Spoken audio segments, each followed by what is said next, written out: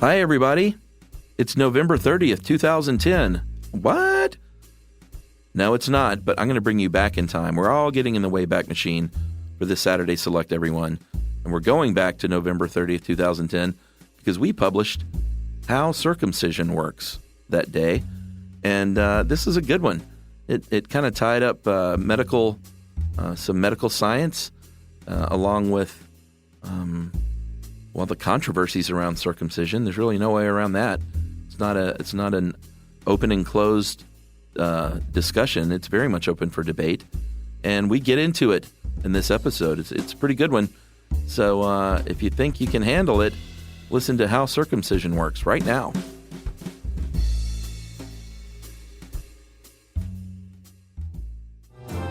Welcome to Stuff You Should Know from HowStuffWorks.com.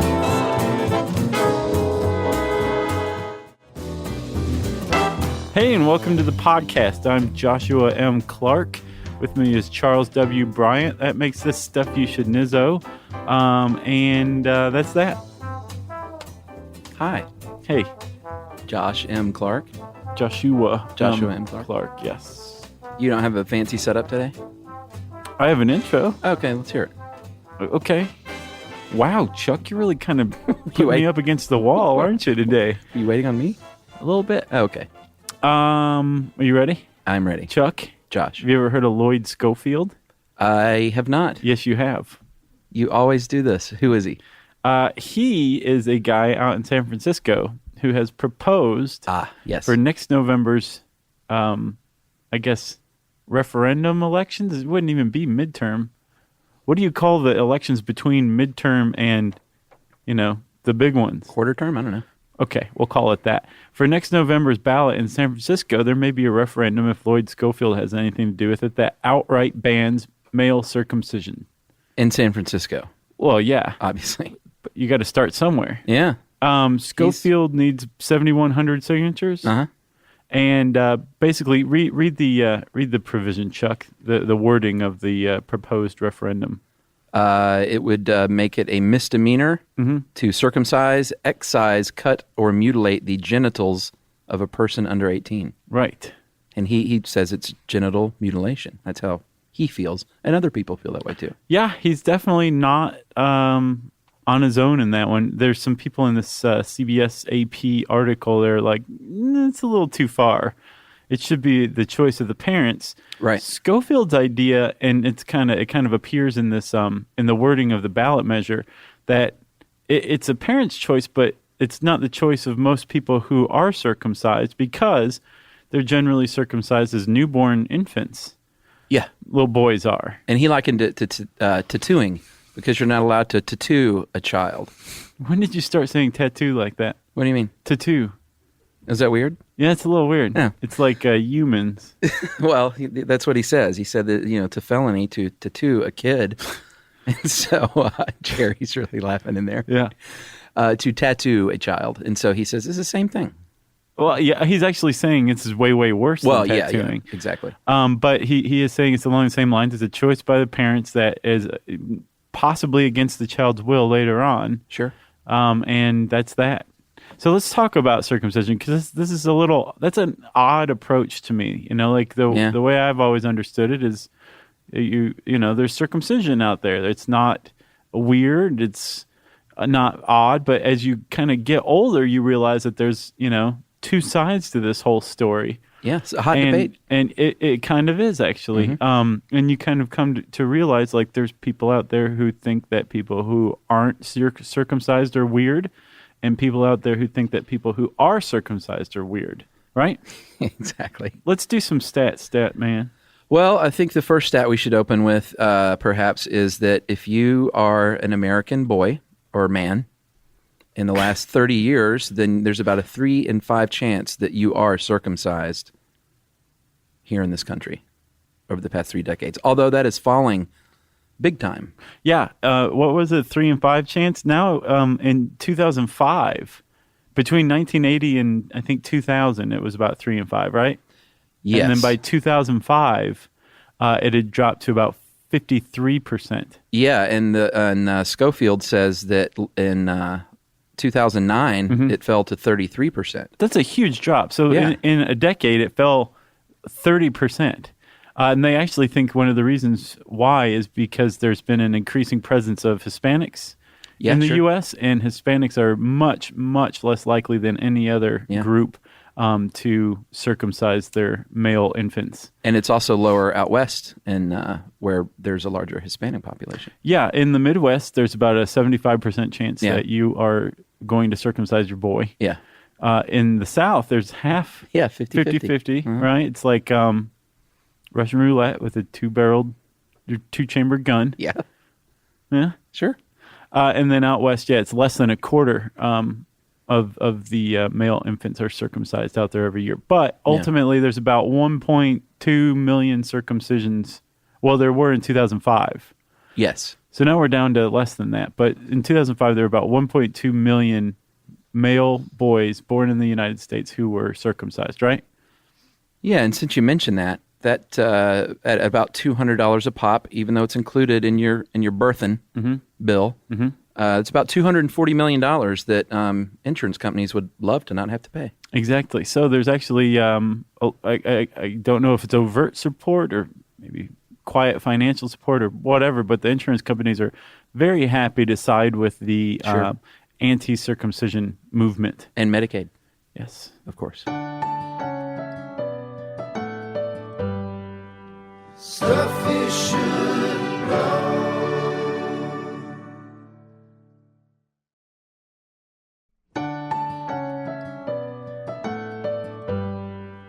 Stuff you should know. So, Chuck, let's talk about the penis.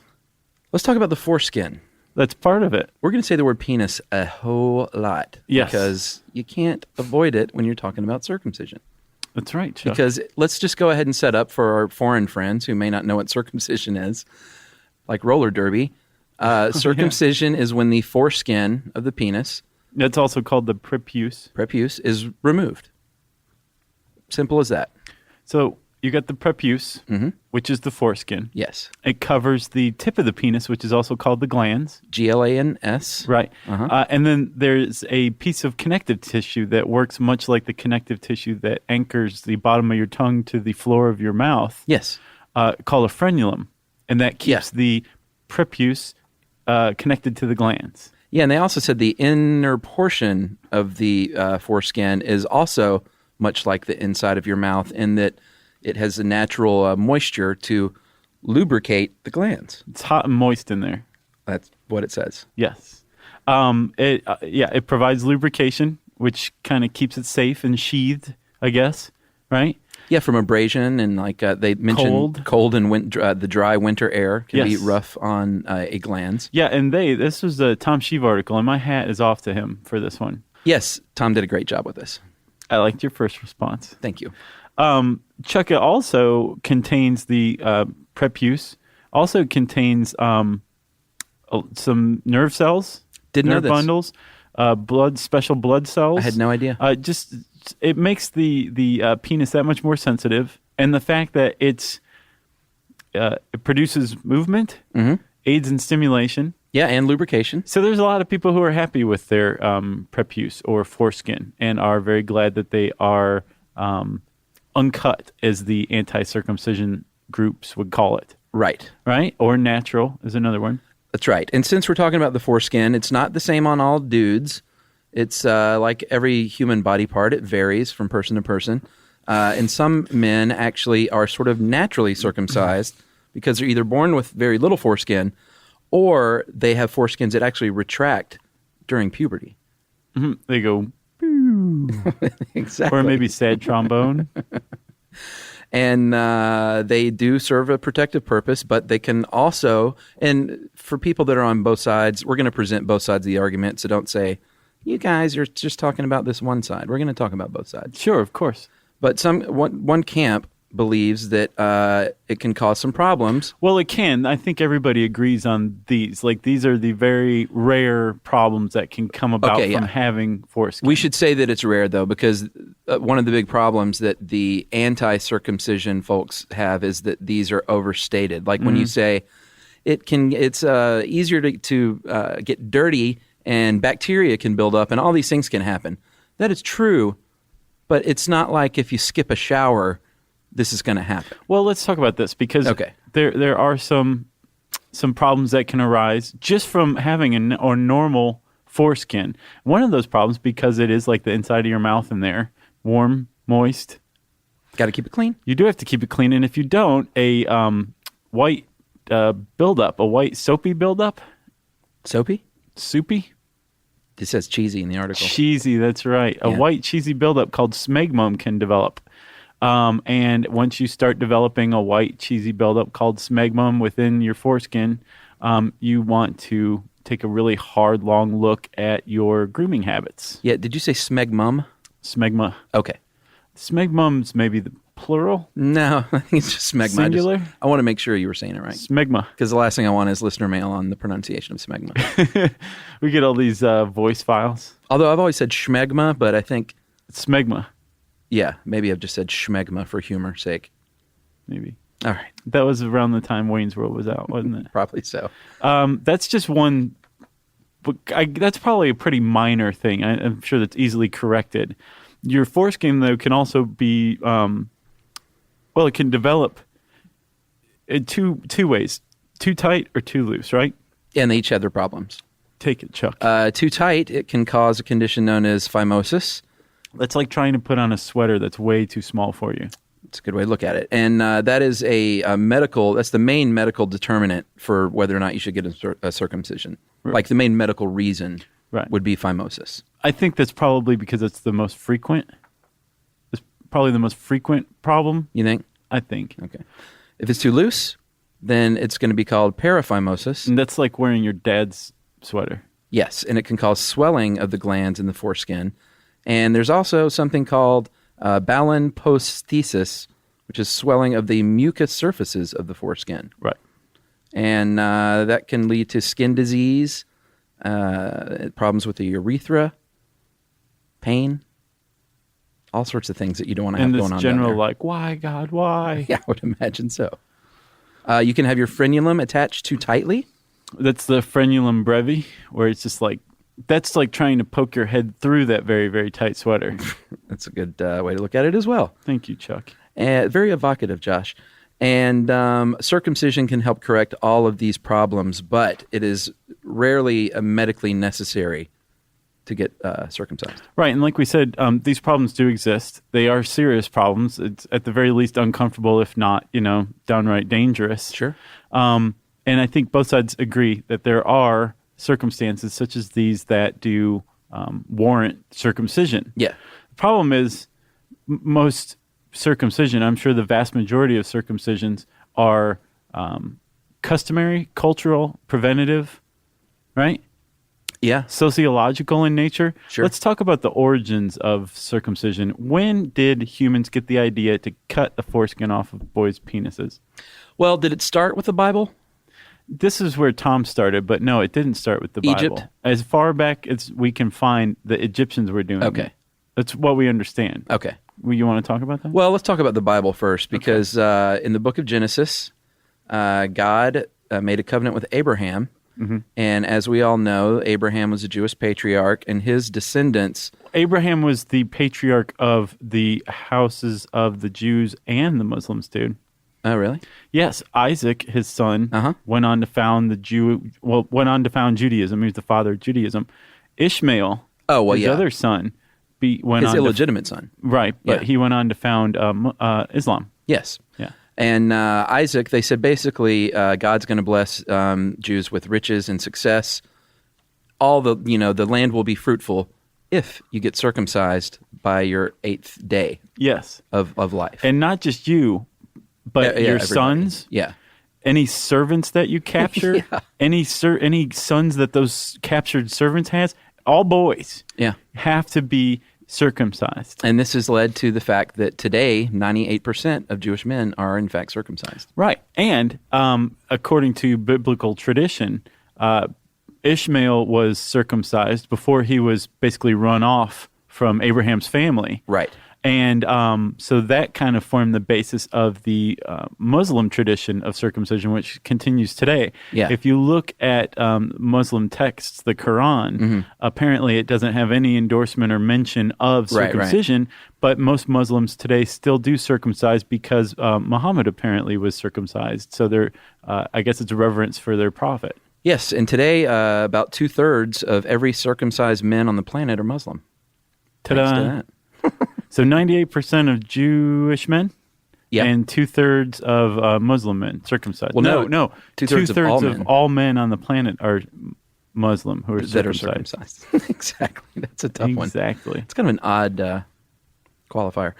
Christian sects don't really endorse one way or the other. They say, decide amongst yourselves. Mm-hmm. And Buddhism and Hinduism, they don't really have a stance one way or the other. Is that right? That's right. And we talked about the Egyptians probably being the earliest group as far as Western culture is concerned. Like with most things, the Egyptians came up with this idea. Yeah. Not necessarily independently, or if it did independently, they weren't the only ones. But they apparently were the ones who exposed the early Israelites, the early Jews to this concept. Right? Yeah. And then at about the same time, possibly even before, other groups, the Mayans and the Aztecs, were both circumcising their boys. Indigenous Australians, African, Asian, and other American tribes, right? Yeah. And Georgians.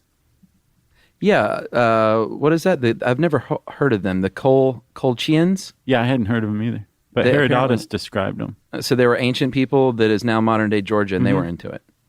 Yeah. Well, they practiced it. And then so here in the West, I guess it was strictly religious until about the 19th century, right? And then all of a sudden medicine is like, we can do that. Well, yeah, but that's also around the same time that they were doing all sorts of things, saying that this could solve this and this. Like, we can treat VD and we can cure homosexuality with circumcision. Mm-hmm. And impotence was another one? Yeah. So they were a little bit off base, I would say there. As in way off base. I would think so. Yeah.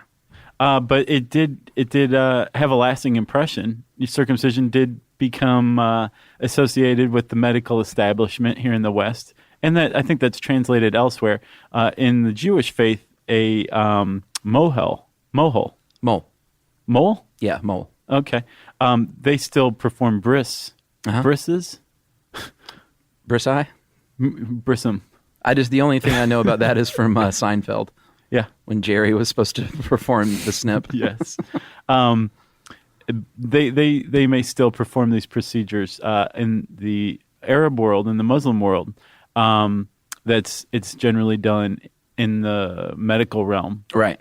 And then that was taken away from barbers in ancient Turkey. Oh, really? In Turkey in the Middle East of the Middle Ages. Thank God barbers used to do amputations, bloodlettings, and circumcisions. Bloodlettings, give you a nice bleeding and you'll be feeling better. Get all the toxins out of your blood. Let's talk about it around the globe, like how it actually goes down. Like today. Yeah, the Jews still do it traditionally before the 8th day. They kind of stick to that. In Egypt, it's anywhere from birth to about 8 years old. Mm-hmm. And in Malaysia, it's in other places, it's like a rite of passage, like early adolescence.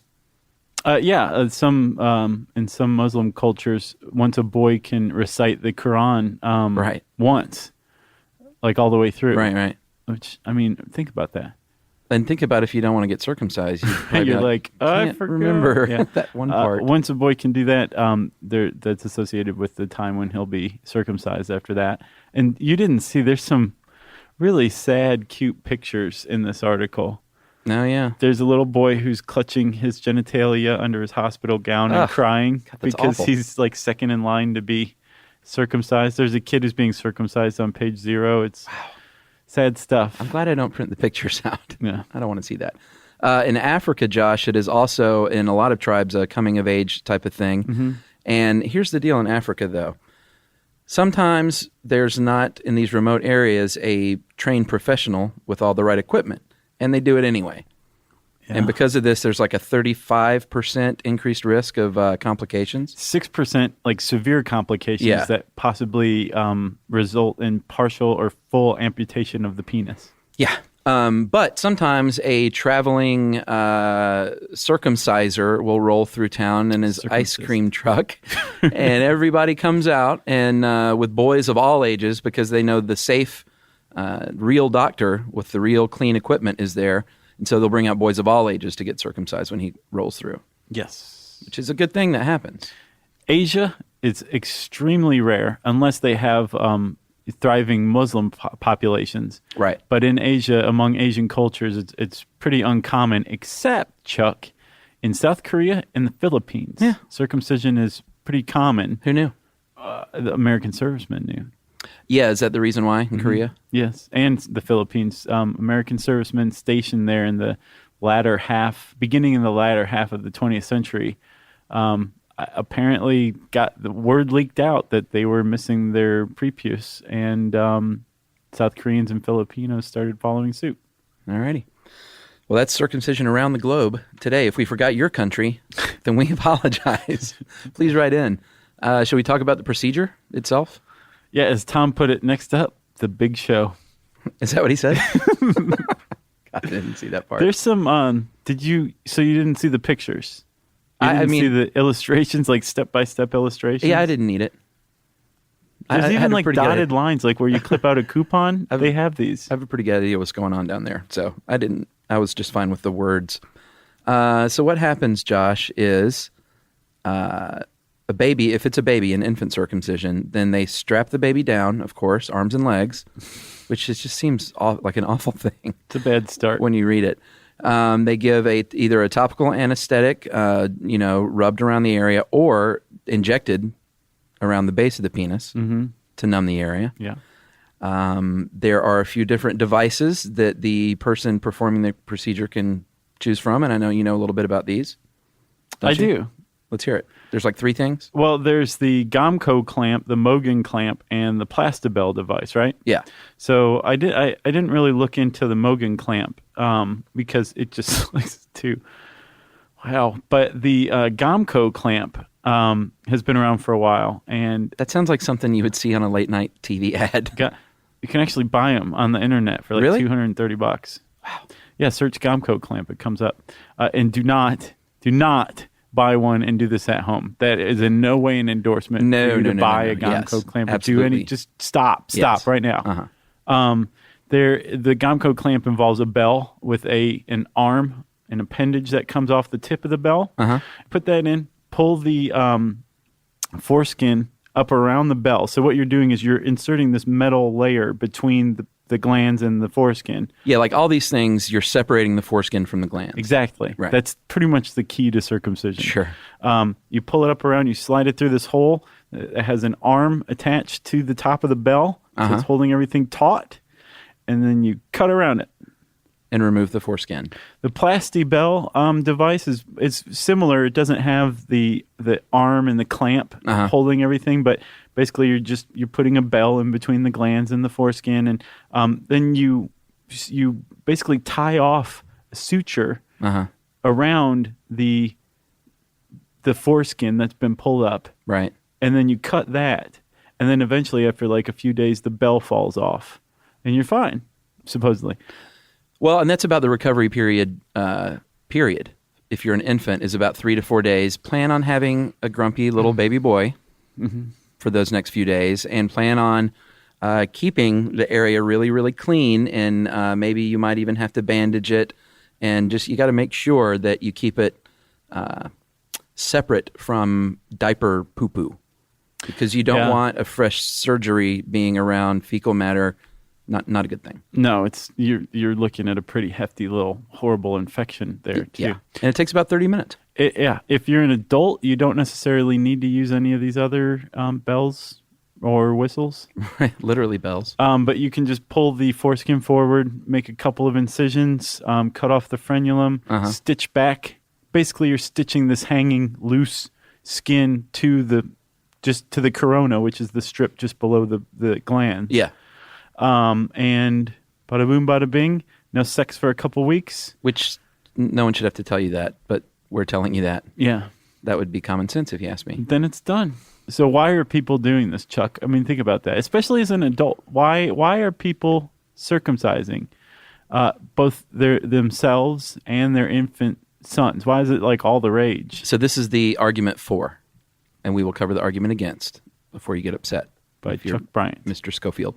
Some of the reasons, Josh, are obviously, like we said, you're raised in a religion or a culture where that's the thing you do. Then you would probably do that. Right.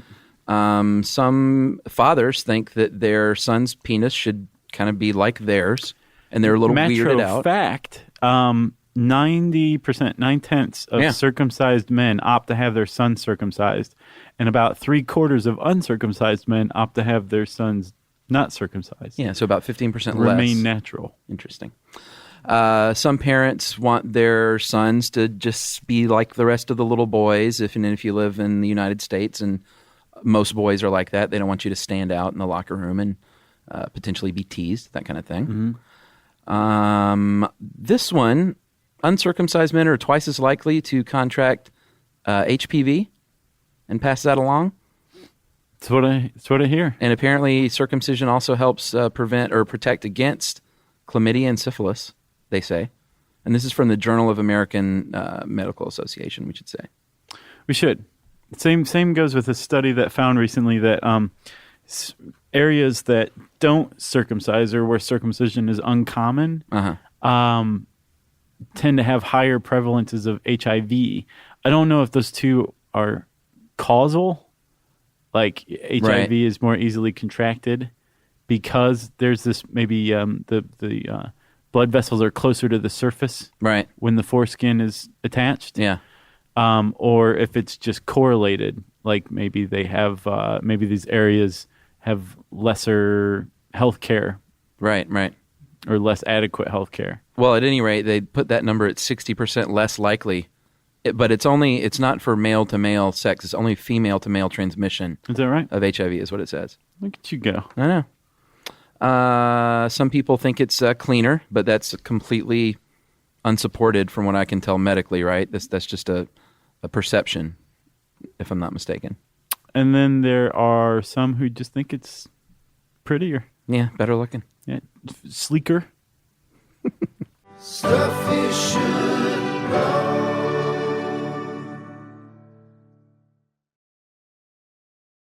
Stuff you should know. All right, Josh, that's the case for generally. Let's talk about people who are against this, like Mr. Schofield. What are their arguments? Well, I get the impression that there's a lot of people who, the people who are against it are vehemently against it. One of the biggest arguments is that it's mutilation.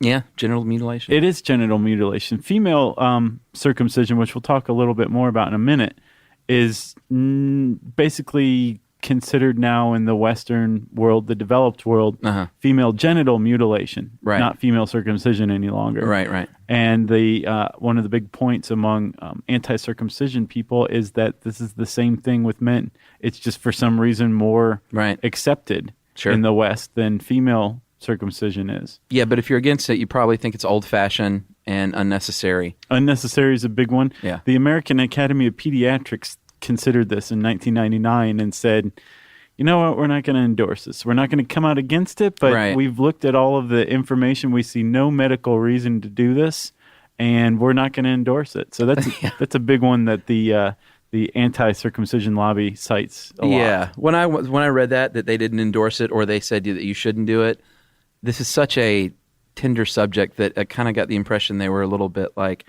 I ain't going there. Why don't you just decide? Right. Like, we don't have a lot of data either way, so we're not going to say. I get the impression that it's a lot like the natural birth movement. There's a lot of probably similar sentiment, maybe a lot of crossover, actually, between the two. Josh, there are risks of scarring. There are risks of infection. Yeah, this is a big one right here. It can go wrong. Yeah, and it does. Like, you can have your penis lopped off because of a bad circumcision. Yeah. That's a pretty good reason not to do it. I don't think it's super common. Your kid. No, I think it's very uncommon. Yeah, but when you're talking about your maybe your only male son, it can only be a male son, but your only son, do you want to take that kind of risk? I don't know yet. Well, yeah, sure. I don't know. Stop pressuring me. No, I'm not pressuring you. I'm not asking you. I'm just asking theoretically. But I think that's probably the sentiment among a lot of like first-time parents. No, sure. You know, like, should we do this? I haven't really thought about it before, and like, holy cow, now we have to decide, right. Or do we? Another argument against is that you take away the child's right to choose. Yeah. There is a procedure called an epipasm. Which there's actually a surgical procedure, which is kind of a skin graft. Is not always desirable. Sometimes you get a different color, a different texture, because this is someone else's foreskin, or else it's skin from elsewhere on your body. It's probably from your body, I would say. And then there's also like there's non-surgical things you can do too, right, Chuck? To create a new foreskin, to recreate it. Yes, Josh. There are non-surgical ways, and I have never heard of this at all. I hadn't either until I read this article. Over time, and we're not recommending that you try this at home. By the way, this is something you really need to know a lot about. Over time, though, you can apparently stretch your foreskin using weights and straps, and it will eventually stretch to where it could cover your glands. That's what they say. There's another method that involves inflating little balloons under your skin, under your penile skin, to prompt new skin cell growth. I guess to fill in the void. I guess so. And then when you deflate the balloons, you've got all that extra skin. Right. And you go, ta-da! So that's an epipasm.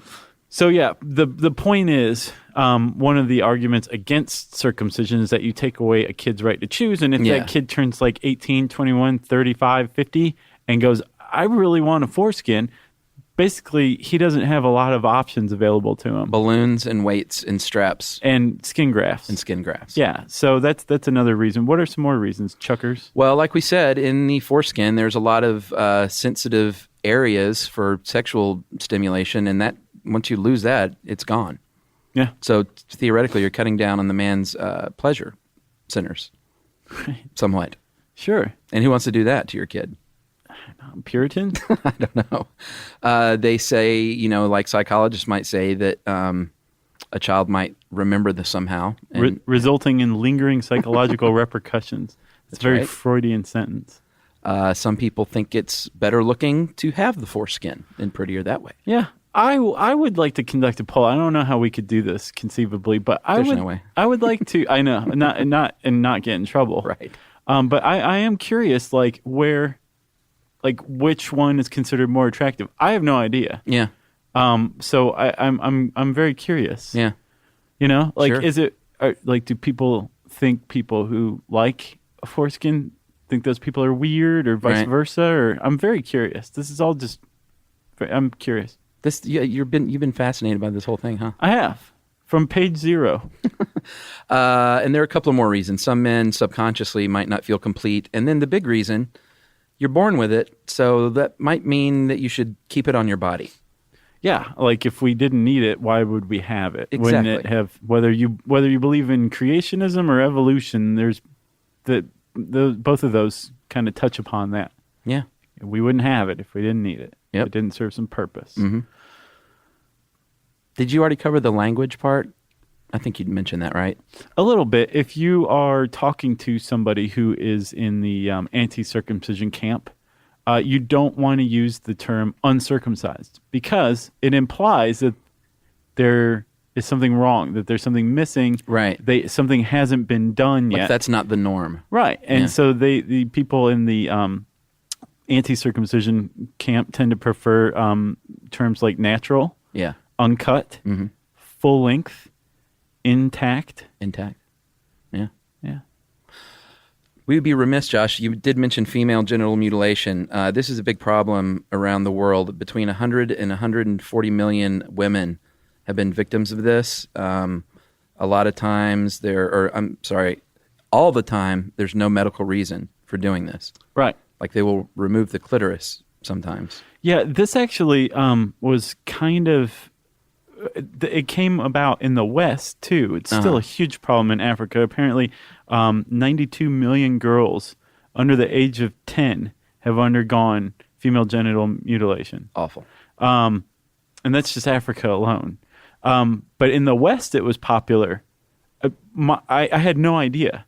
But here in the West, in the United States, really, until 1977, Blue Cross covered it. That's nuts. They covered clitorectomy, clitoridectomy. That's awful. Clitoridectomy, which is the partial or total removal of the clitoris, right? Yeah. This fad of circumcision came about at about the same time in the 19th century, and for the same reasons as male circumcision. Oh, really? Which is yet another argument against male circumcision, because we've come to see female circumcision as barbaric. Right. Even though they were both brought up for the same reasons, which was it's cleaner, it's more hygienic, it's right. healthier. Sure. And also with girls, they had the added bonus of it reduces their sexual pleasure from masturbation. Right. And therefore, it's much more morally hygienic as well. Right. This is one of the reasons why it's come to be seen as barbaric, because it actually does reduce tremendously the sensitivity a woman can experience in sex. Sure. Right? There's a lot of other problems with it too.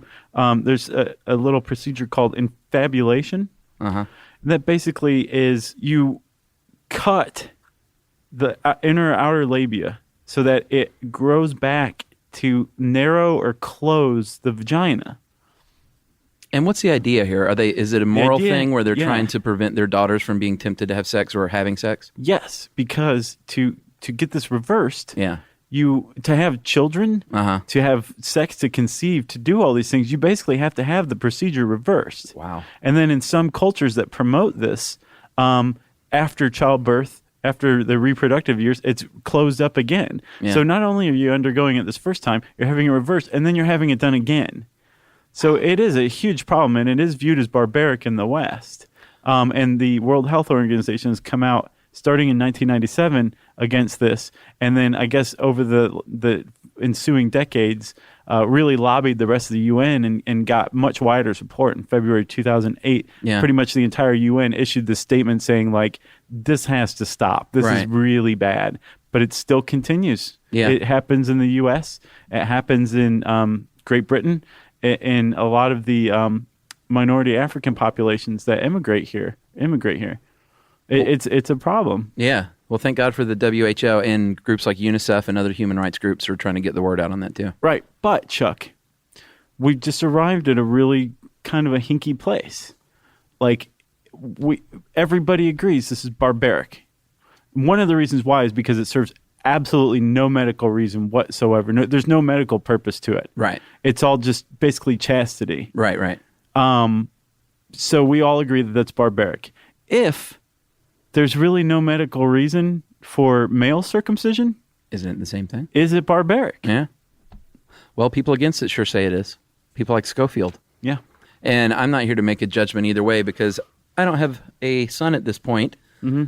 But maybe that day will come when I'm going to have to make that decision, and hopefully we put out at least some facts and figures on both sides of the coin, some stats. Yeah. It's tricky. Well, if you want to know more about circumcision and you want to see probably more illustrations of the male reproductive organ than any other article on the site, including cut along the dotted line dots, you can type circumcision into the search bar at howstuffworks.com, and that will bring all that stuff up. It's an interesting article, right? Yes, sir. Since I said handy search bar, well, I said search bar at least, right? Yeah. It's time for listener mail. Yes, Josh, I thought this might be appropriate. You asked for stories about people who had their fingers cut off, and what podcast was that? One of them. Yeah, it's one of the podcasts. one of the things we did. And so we got a bunch of stories of people who have lost fingers, and I picked out 3 fairly short ones to read. The first one comes from Melanie from Minnesota. She did not lose a finger, but her husband's uncle did.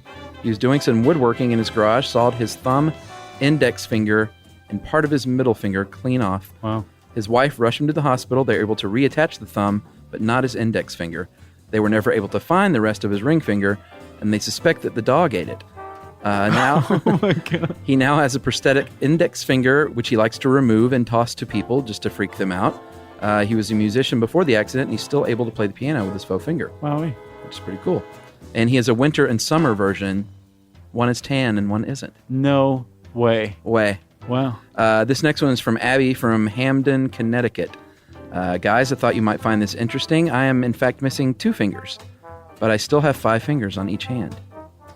Awesome. Awesome. This one may win the prize. The same is true for my mother and her grandmother. We all have a slight genetic disorder called polydactylism, which is when you're born with extra pinkies. The extra fingers were all cut off at birth because the bones in them were not fully formed, so now we all have little bumps on the sides of our hands that were once pinkies.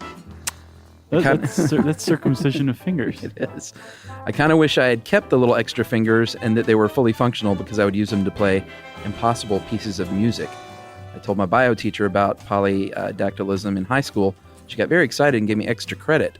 She gave her extra credit for missing those fingers. It's pretty cool. Or she gave her extra credit for being born with 2 extra fingers. Or being brave enough to admit it in a classroom setting.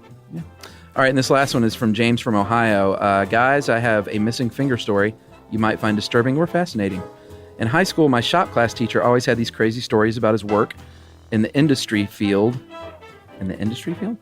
It's a pretty wide field. It is. And one day, he had a story to tell us about a man who was unfortunate enough to lose some fingers. The story starts when my shop teacher worked at a metal sheet shaping factory. I bet you lose a lot of fingers in one of those places. Sure. They make impossible curves on metal that couldn't normally exist. Fellow worker decided to pull an all-nighter and attempt to work machinery with coherency.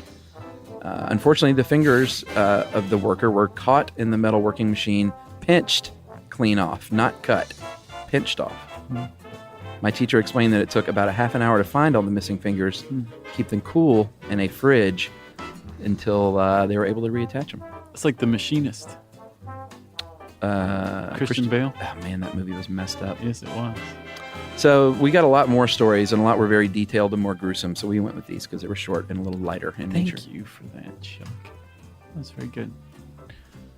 That's all I got. If you have an email that has absolutely nothing to do with that, we want to hear about it. You should wrap it up, send it to us, spank it on the bottom, and send it to stuffpodcast@howstuffworks.com. For more on this and thousands of other topics, visit howstuffworks.com. To learn more about the podcast, click on the podcast icon in the upper right corner of our homepage.